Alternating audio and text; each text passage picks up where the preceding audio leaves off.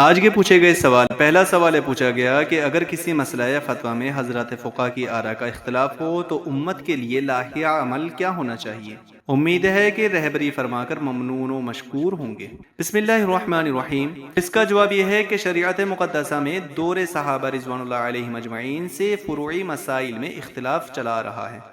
اسی لیے تابعین اور تابع تابعین کے دور میں بھی پایا جاتا ہے۔ لہٰذا اگر آج کل حضرات فقہا کے درمیان مسائل حوادث و نوازل میں آراء کا اختلاف ہو تو قابل حیرت نہیں، لیکن عوام کو چاہیے کہ اس قول پر عمل کرے جو ان کے نزدیک زیادہ اطمینان و اعتماد والا ہو، لیکن دوسرے کو برا بلا کہنا یا یہ کہنا کہ حضرات مفتی اکرام کا اختلاف ہے تو ہم کس پر عمل کریں،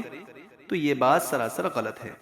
اگلا سوال یہ کیا گیا ہے کہ کرانے کی دکان میں تمباکو، گٹکا، سگریٹ، بیڑی، زردہ وغیرہ کا بیچنا یا صرف ان چیزوں کا کاروبار کرنا کیسا ہے؟ تو اس کا جواب یہ ہے کہ تمباکو، گٹکا، سگریٹ، بیڑی، زردہ، ان چیزوں کو جن چیزوں سے تیار کیا جاتا ہے وہ فی نفسہ ہی حلال ہے، اس لیے ان کا کاروبار کرنا جائز ہے۔ البتہ خلاف اولیٰ ضرور ہیں کیونکہ ان میں نقصان ہے، لیکن اگر کسی ملک میں ان چیزوں پر قانوناً پابندی ہو تو اس کا ماننا ضروری ہے۔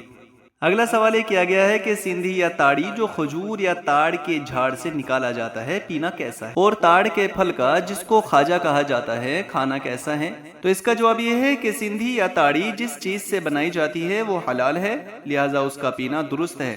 بشرطے کہ اس میں نشہ نہ ہو، اور جس برتن میں ہو وہ پاک ہو۔ اگر برتن دھو کر رات میں لگایا جائے اور صبح اتار کر پی لیا جائے تو